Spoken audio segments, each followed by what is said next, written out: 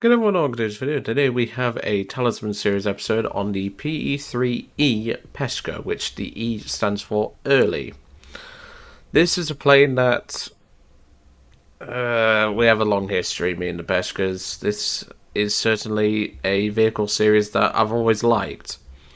Now, obviously the bomber variants, if you go in the higher tier ones, God help you is all I'm saying, because I had to spade them fuckers. And the earlier attacker slash heavy fighter variants, like this one, were actually a lot of fun to play.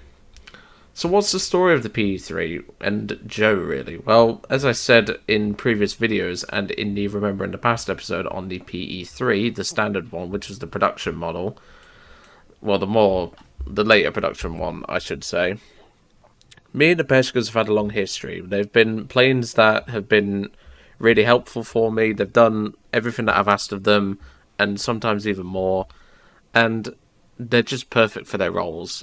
Obviously nowadays they're long past their sell-by date because Sweden, but it's just one of those things where you can still use them for like rank 2 dailies. I think the Biz is still rank 3, I'll have to check. Yes it is, but it is a stupid BR for the fact that it only gets an extra 20mm cannon, which, trust me, that does not make the difference. It still keeps the same bomb loads, it still keeps the 7.62 in the tail cone, but it does get a 50 cal back gunner. Why it's 3.0, I don't know. It should be around about here with the IL-2 1941, but that's just me. But yeah, this plane is very respectable in what it does. It does have 250 cals. It does have a 7.62 Shakas in the nose as well. So we've got a lot of firepower, and obviously, depending on the map, we can take two 250s and two 100s, which are stored back here in the engine nacelles. Or, if we really want to go for a little bit more fun, we can obviously take some high explosive rockets and set a fuse for them.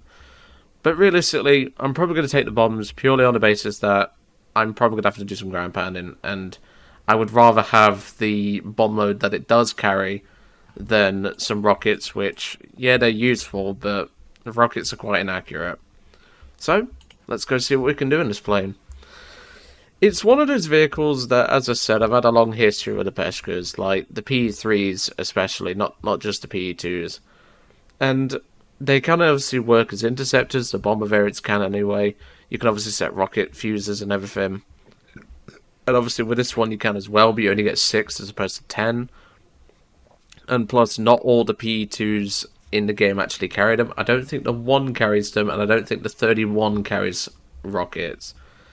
Everything else after that, I think the 31 actually does carry rockets, so it's just the -1. But other than that, all of them carry rockets, all of them carry a good bomb load, and all of them just are generally quite useful. But since it's probably going to take a minute for us to get to a match, I'll see you all in a match. I do see something coming up, though, from what would be an attacker spawn. Facing the Americans, the Germans, and the Italians. What could it be? Maybe an FC-20. That's my guess. FC-20, maybe a... I don't know. I'm trying to think right now. The problem is that the caffeine is not kicked in, so thinking is something that I don't do. It's a fighter variant of the Ju-88. Okay, it's the C6. That is perfectly fine. We can handle that. Well, we would handle it, but the Firecrest is going for it. Obviously, if we have to, I will ditch the bombs. It's just I'm hanging on to them for safekeeping. So surprisingly, we are mostly above the enemy team. Like, this is unusual. Normally the Peshka doesn't get into position like this.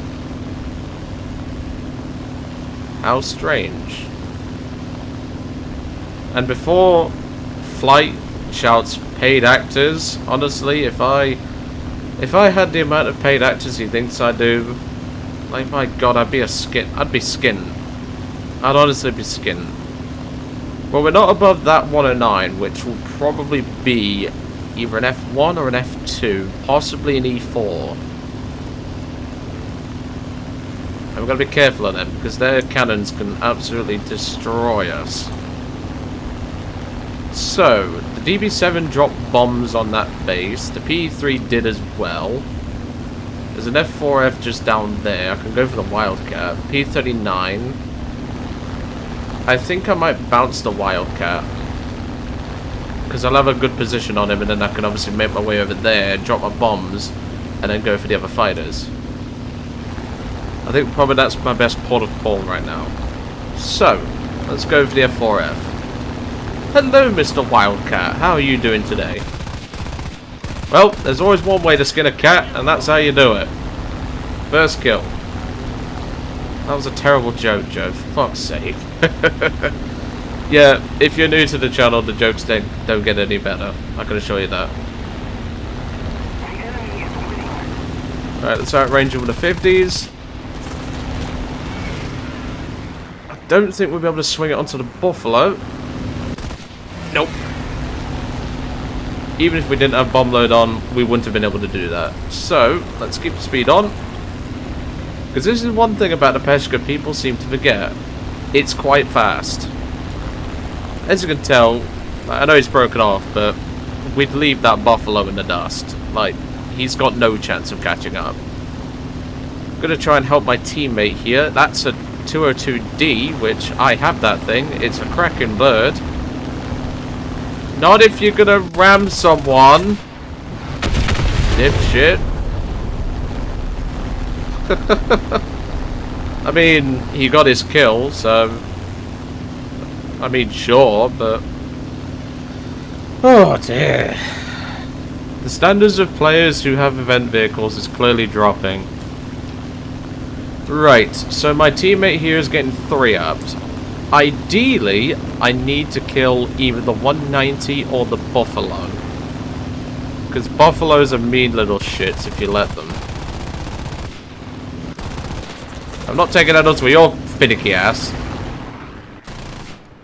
That's right, Gunner. Give him a taste of his own medicine. Hello, Buffalo.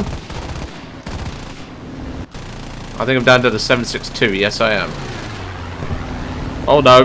House! Yeah, even with the bomb load not on, we wouldn't have avoided that collision. Well, I'm not just going to skank you in one match after we become a loft conversion. I'll see you all in match 2. So, let's get climbing. Same as last time. You'll be surprised how many people don't actually climb in their attack aircraft. Like, they just dive straight in for ground targets. And all I can say is, you are just asking to have a quick death. Just climb a little bit. Like, you don't need to go too high from your air spawn, because obviously you do get an air spawn. Not a lot of people do in this BR. He's ripped his wing off, so we'll go for him. Like, if you just climb a little bit, you're pretty much golden. Like, you don't need to go too high. A lot of people think when you get an air spawn, you don't need to climb, and I don't know why. Like, bombers are the same. Like, look at this guy. He's obviously just dove from altitude, thinking that his airframe can take it when it clearly cannot. There, that'll do. I'll leave him. Probably tear his own airframe apart, diving anyway. He did get a nick on us, but that's fine. His airframe's falling to pieces. A5M4, I'm going to want to go for that first, because that thing's a quite important threat. I think he's going down. I've just put the nail in the coffin, so to speak, which is fine. We don't need to worry about him. We do have a minor fuel leak, but that's nothing to worry about. This thing leaks fuel the second you look at it funny. Besides, I'd rather leave that guy for the team, so... So the AR-2 can easily take out, I would say, 1.5 bases, and then obviously I can clean up anything if the other bombers don't make it. Let's just keep an eye out, because this is one thing a lot of people also don't do in attackers, is they don't keep an eye out. And the only reason why they spot something is because they happen to turn in its general direction. There goes the BV, that's good. Obviously, if the A5M4 turns, well, this thing's quite fat. It's not going to turn with him. Come here, son. Because you're not outrunning this thing. This thing's actually quite fast.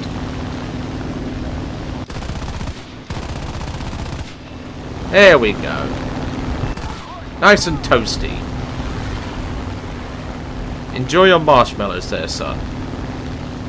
So yeah, I was right. The AR2 got about 1.5, well, roughly right anyway, 1.5 bases, give or take. So the SB2M and the B18 should be able to clean up the rest of the bases, which means we are cleared to use our bomb load on ground targets. Although the guns, like the 50 cals, can kill anything on this map, so it's fine, but the bomb load's just there to help us out. Because obviously our bombers are doing a good piece of work here. So let's go for ground targets next.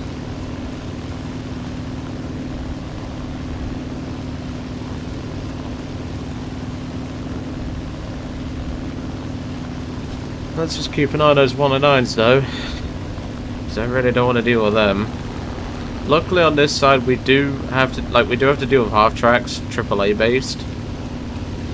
But genuinely, it's not the American half tracks I need to be worried about, it's the German ones. Apparently they gave them frickin' nuclear frickin' anti-aircraft weapons, like not 50 cals, they gave them noobs. Let's drop my bombs. He's coming towards me. Got rid of that tank.